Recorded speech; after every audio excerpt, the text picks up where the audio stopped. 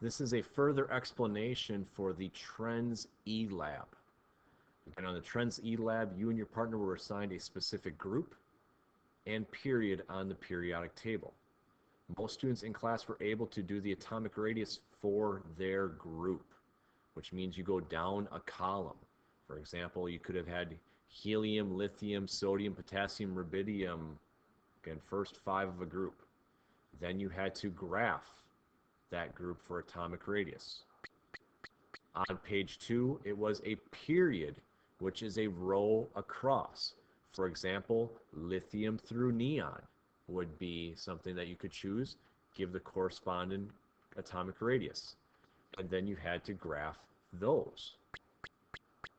On the bottom of page 2, you had to use first ionization energy. And again, hopefully you were able to find that on the table, the periodic table that was on the online. But once again, you're going to start with a group. So if you're in the first group, this is again hydrogen, lithium, sodium, potassium, rubidium. Report those values. Now there is a typo here on the start of the page 3. Instead of the bar graph for atomic radius, it should be the bar graph for ionization energy. Number 4, for your period, your row across, again, find the ionization energy. And unfortunately, once again, a typo where we are graphing then for the ionization energy. But here'd be your graph. This brings us to 4th page, electronegativity. Again, your group is your column down. Once again, typo, electronegativity. And your row across, once again, a typo, electronegativity. However, the 8th column on this electronegativity table, I did not want you to fill in. So you should shade that in. So what you are going to do instead is the first 7 elements across for your group. Do not include the noble gas, because for half of you, there is no value for the noble gas. Here's your graph, which brings us to the data analysis questions, which is what I want to explain a little bit further. What you need to do is you are going to explain atomic radius for your group. So when I say identify the trend, I'm asking, does atomic radius increase or decrease as you go down your group? So that's a one-word response for letter A. Letter B is reminding you from the notes of the 2 things that we talked about that help determine the size of the atom. Nuclear charge is the number of protons. Electron shielding is the number of shells. Let's show you a quick reminder of that. Lithium has 3 protons for its nuclear charge. Neon has 10. Argon has 18. Remember, positive protons attract negative electrons. Lithium has 2 total shells of electrons, a valence shell and a core shell. Neon has 2 shells of electrons, a valence shell and a core shell. Argon has 3 shells of electrons, a valence shell and 2 core shells.